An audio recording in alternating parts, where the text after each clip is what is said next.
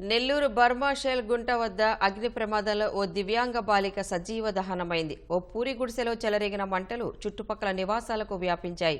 ఆ ఇళ్లలో 4 సిలిండర్లు మంటలకు పేలిపోయాయి. స్థానికులు అగ్నికీలలను చూసి పరుగులు తీశారు. నాగలక్ష్మి అనే దివ్యాంగురాలు బయటకు రాలేక మంటల్లో చిక్కుకుని మృతి చెందింది.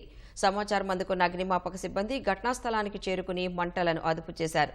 బాధితులను కలెక్టర్ హరినారాయణన్, తెలుగుదేశం నేత అబ్దుల్ అజీజ్ పరామర్శించారు. ప్రమాదంతో 14 పూరిళ్లు దగ్ధమైనట్లు అధికారులు తెలిపారు.